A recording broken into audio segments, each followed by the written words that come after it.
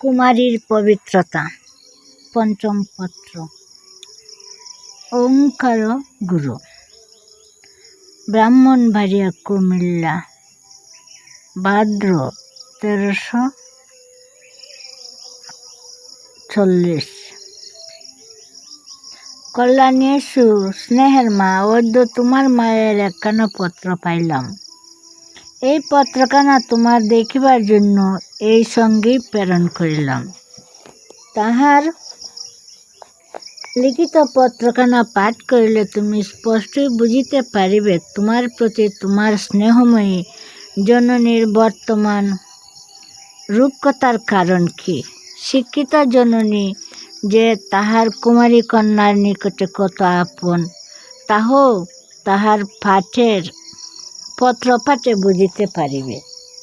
তুমি লাজুকা ও সংকোচপরায়ণা, তোমার অন্তরের কথা তুমি তোমার মাকে খুলিয়া বলো না।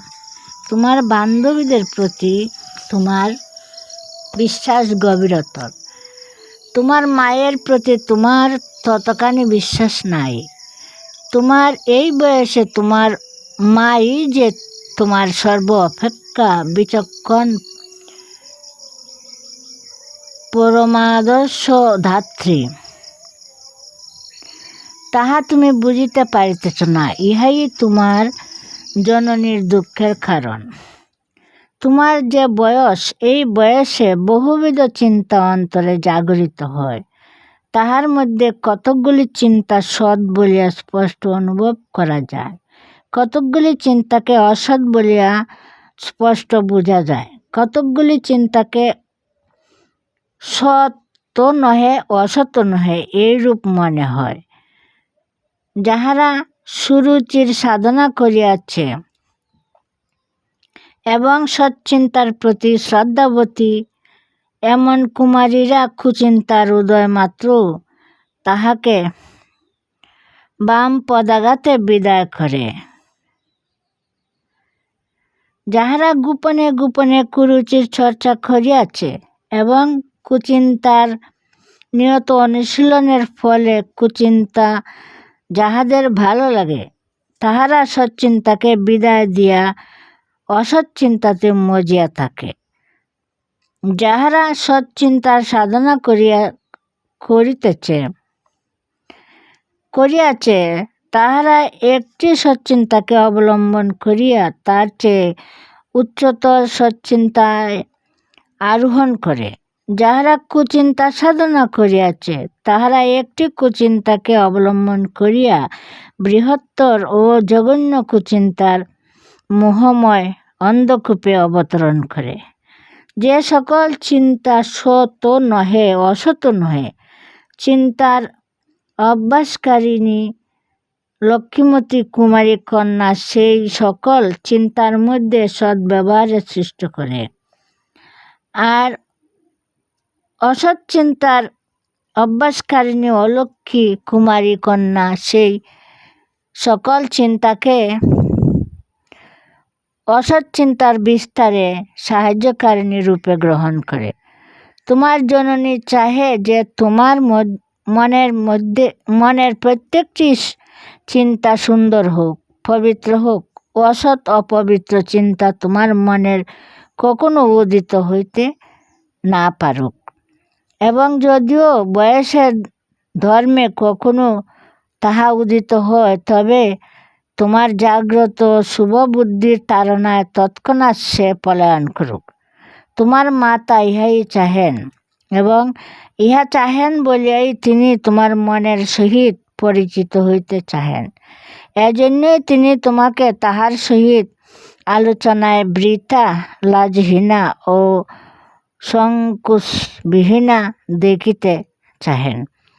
বাস্তবিক গর্ভধারিণী জননীর কাছে যদি কোনো কথা গোপন রাখিতে হয়, তবে অধিকাংশ ক্ষেত্রে ওই গোপনতা কুমারীর অমঙ্গল সাধন করে।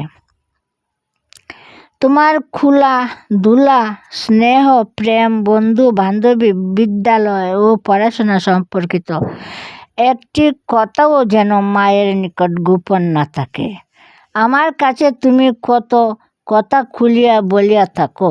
তোমার পিতার কাছে বা মাতার নিকটে তাহার সকল কথা বলিতে কেন সংকোচ বোধ করিবে? আমি তো মা তাহা বুঝিতে পারি না। তোমার অন্তরের উচ্চাকাঙ্ক্ষা কত কথাই আমার নিকটে তুমি বলিয়াছ। বড় হইয়া নারী জাতির কি উন্নতি সাধন করিবে, স্বদেশের কি সেবা করিবে, ভগবানকে কেমন করিয়া লাভ করিবে? এসব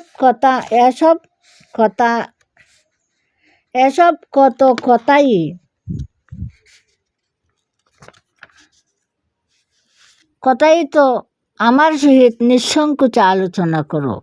এসব আলোচনা তোমার পিতা মাতার সহিত নিঃসংকোচে করা উচিত। তাহলেই তোমার সৎসংকল্পের দৃঢ়তা বাড়িবে এবং এমন কোনো সৎ বিষয় যদি থাকে যাহার প্রতি তোমার পিতামাতার দৃষ্টি আকৃষ্ট হয় নাই বা রুচি সৃষ্ট হয় নাই, তবে তোমার খোলা আলোচনায় তাদের দৃষ্টি সেই দিকে আকৃষ্ট এবং তাদের রুচি সেই বিষয়ে সৃষ্ট হইবে। ইহার দ্বারা তুমি জগৎকে লাভবান করিতে পারিবে। প্রত্যেক পিতামাতা যে এক ভ্রান্ত সংস্কার রহিয়াছে যে কন্যা হইলেই বিবাহ দিতে হইবে এবং বিবাহ হইলেই প্রত্যেক কন্যাকে গণ্ডায় গণ্ডায় সন্তান প্রসব করিতে হইবে, নতুবা আর নারী জন্মের কোনো সার্থকতা রহিল না। তোমার সহিত কুলাকুলি আলোচনা তোমার পিতামাতার মন হইতে সেই সামাজিকতার দাদা দূর করিতে পারিবে। তুমি তোমার বন্ধু ও বান্ধবীদের সহিত যেই সকল আলোচনা করো, তাহা তোমার জননীকে জানিতে দেওয়া উচিত। যেই তুমি আমার সহিত আলোচনা কালে হয়তো কত উচ্চ উচ্চ বিষয়ের অবতারণা করো, সেই তুমি হয়তো তোমার সহপাঠী ও সমপাঠীদের সহিত আলাপের কালে তাহাদের মাপকাঠি অনুযায়ী চলিতে চেষ্টা করো এবং তাহাদের রীতি ও ধর্মের জ্ঞান যতটুকু প্রসারিত তাহারই মধ্যে অবস্থান করো। ফলে সেই সময়ে হয়তো তোমার মুখে এমন কথা উচ্চারিত হয়, হয়তো তোমার মনে এমন চিন্তার উদ্বেগ হয়, হয়তো তোমার ব্যাপারে এমন ইঙ্গিত ফুটিয়া ওঠে, তাহা তুমি লক্ষ্য করো না বলিয়া নীচ বা বর্জনীয় বলিয়া স্বীকার করিতে পারো। কিন্তু মাতার নিকটে গুরুর নিকট প্রকাশ করিতে অসমর্থ হও।